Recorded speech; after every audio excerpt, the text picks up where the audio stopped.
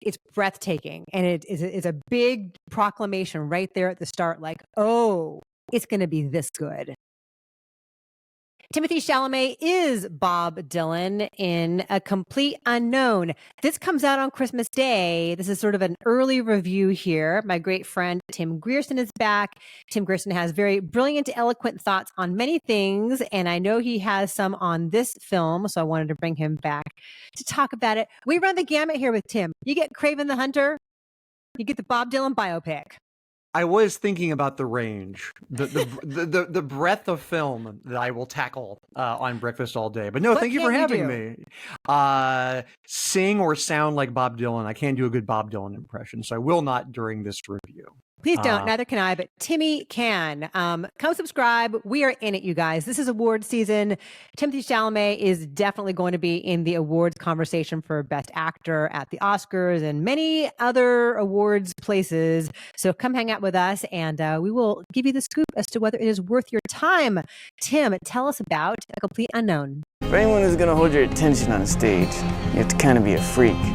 You can be beautiful or you can be ugly, but you can't be plain. So it is a musical biopic about Bob Dylan, but it's only about 4 years in Bob Dylan's life, from 1961 to 1965, essentially the period where he moves as a young kid from Minnesota to New York to be part, he hopes, of the folk music scene in Greenwich Village, and he meets his hero, Woody Guthrie, who is ailing and played by Scoot McNairy in the film. And he also meets sort of the godfather, the person who kind of runs the folk music scene in New York, Pete Seeger, who is played very well by Edward Norton. And the movie really sort of chronicles the period where Dylan starts to make a name in New York. People don't know who he is, but they quickly will. And they'll be sort of wowed by the songs that he can write and sort of the command that he has behind the microphone. And so we see him get his first record contract, start making albums. But it's not just about that part of Bob Dylan's life. It's also about his romantic life, and specifically two women who come into his orbit. One is sort of a fledgling artist played by Elle Fanning, and the other one is sort of a folk superstar, Joan Baez, played by Monica Barbaro. Bob Dylan will be involved with both of those women over the course of the film, and it feels weird. I'm nervous about spoiling the ending but I guess I don't want to. But if you know the 1961 to 1965 period in Dylan's life, you can probably guess, and the commercials and the trailers, I think, have also kind of alluded enough to, it will be the period in which he goes from being a folk artist to going electric and angering a lot of his early fans. So that is the scope of what this story is. I was pretty blown away by this performance. And I like James Mangold in general. As a filmmaker, he just crafts like solid, well-made, kind of old-fashioned, like smart, big studio pictures that are accessible and are crowd-pleasing, but like don't talk down to their audience. They're really like well-made. Like I think his 3:10 to Yuma is great. Night and Day is an underappreciated film. His Indiana Jones was okay, but that's not his fault. And he made Walk the Line, right, about Johnny Cash, which is, of course, in a lot of ways, you know, the template for Walk Hard. You and I have talked about Walk Hard quite a bit. Anybody who's watched our channel for any period of time knows my deep love of Walk Hard. I always loved it. I didn't come around to it years later. I knew. You were an OG lover of Walk Hard, of Dewey Cox. And so it's a movie we quote around here, and we think about the songs all the time.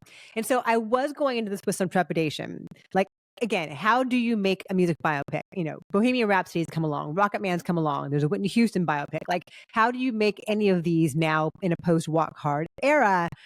And this does what it does really well, because it does focus just on that pivotal period in Bob Dylan's life. It's not trying to be a cradle to the grave biopic. He's still alive. But it is this time that is really transformative for him in terms of him finding his voice and in terms of him establishing himself as a superstar and how he recoils from that persona as well. I love that this film does not try to redeem him. Like, it doesn't try to soften him. Yes, Joan Baez at one point says, you know, Bob, you're kind of an asshole. And he's like, meh. Yeah. And that's kind of how the whole movie is. Like, like this is who he is. And the elusive nature of his brilliance is what is compelling. I've seen the complaint that, like, oh, we don't understand him anymore. Well, you're not supposed to. That's the point of the movie, is like he was a genius and he was hard to pin down, and that made him even more compelling to people. So I thought this was really, really well made. Timmy's great in it. He's doing his own singing. He's doing his own playing. He is incredible. He's worked really, really hard to get this right. And that first song you hear when he plays for Woody Guthrie, he just sits down with his guitar in the hospital room and just plays for him. Like, it's breathtaking. And it's a big proclamation right there at the start, like, oh, it's going to be this good. Yeah. And I thought he was great. And the costume design, cinematography, like it puts you in that era. It feels like a film that was made in that era. I thought it was great. When people sitting around talking about what is and is not folk music, pacing kind of gets bogged down for me. You know, I think that's not as interesting as just watching it happen. And that scene, the going electric scene that you alluded to, like, you know, it's going to come, but it's so well paced. It is so suspenseful. Like, it builds and it builds and it builds. And then it is just so tense, and there's real danger in that moment. So I thought it was really great. Yeah, I think it's really great too. I'm also a fan of Walk Hard, and you and I talked about this a little bit beforehand. I think one of the things that's really challenging about Walk Hard now is that any music biopic is now judged against it. And it's very funny that James Mangold, who did Walk the Line, Right. I mean, that movie really, that's the narrative through line that Walk Hard basically copies. And I like this movie better than Walk the Line, to be honest. Though that movie also had a love story in it, which I thought was, you know, part of what made that movie so good.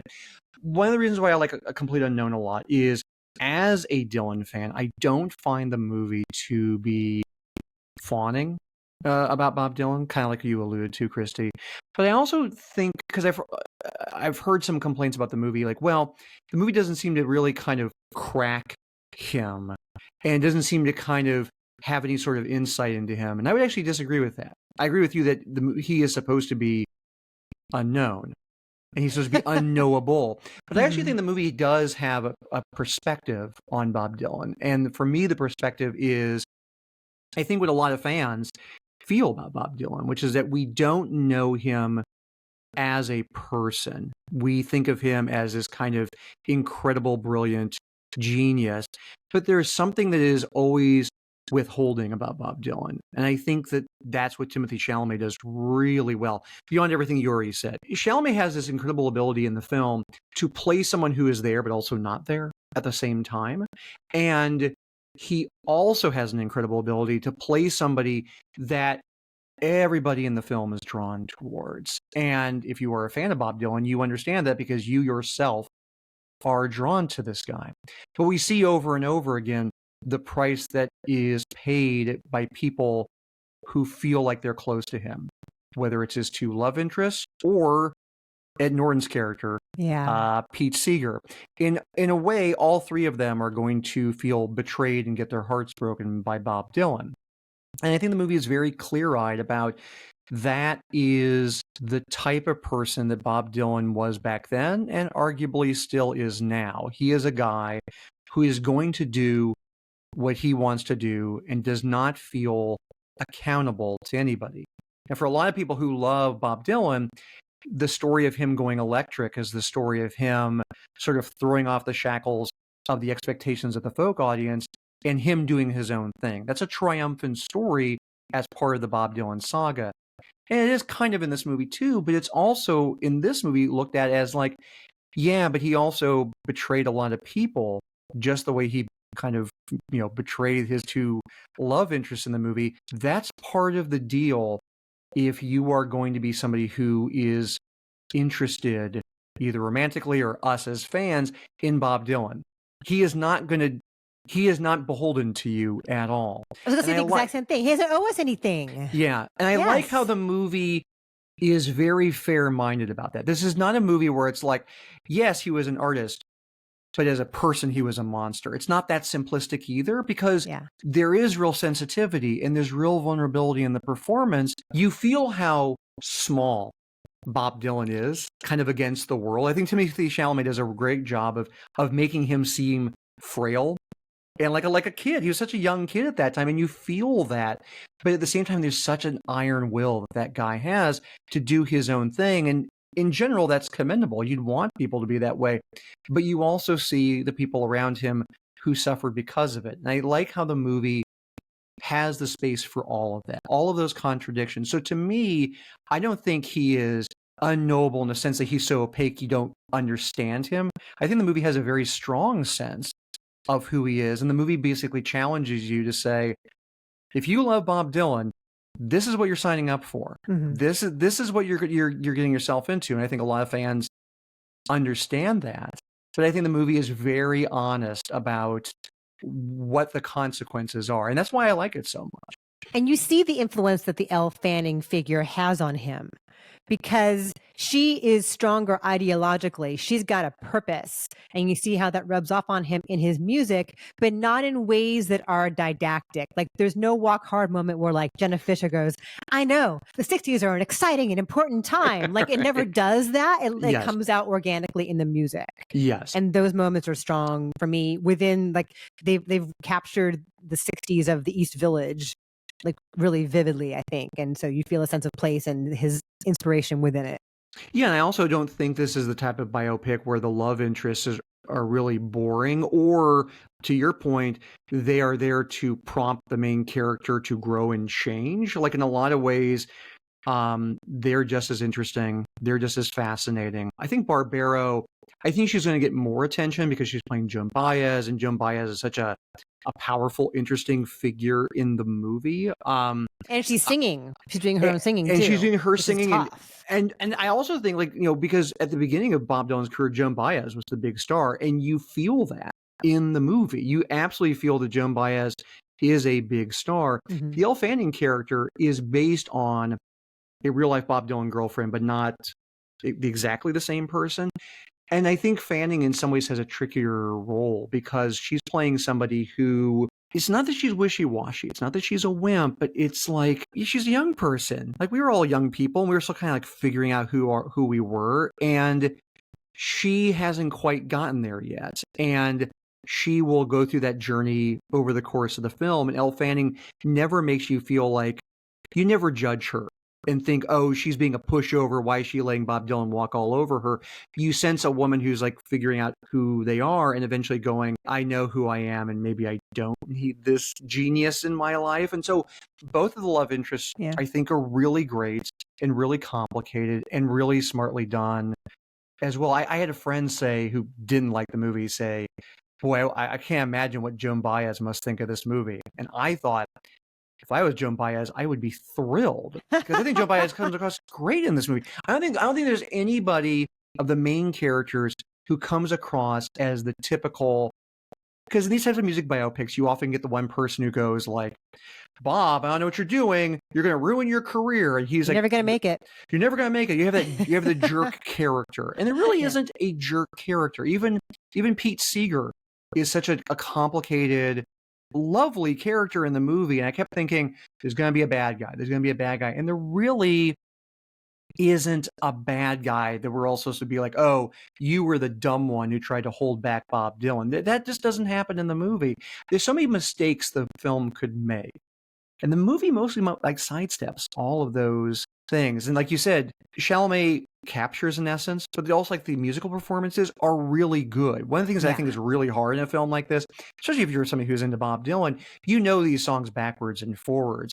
But the movie does, I think, a really remarkable job of making you feel like what it must have felt like to hear something like Blowing in the Wind for the first time and be like, what is this? Like they make the songs feel brand new in a way that, I've heard those songs so many times, I didn't think it was really possible. And I think the movie captures that really nicely. I want to mention two quick things. When I went and saw this on the Fox lot, I brought my good friend Brian O'Bear with me, who is the lead singer and guitarist for Silver Sun Pickups, and he's a frequent plus one of mine. So I really wanted him to come to this just to assess, like, how is he doing?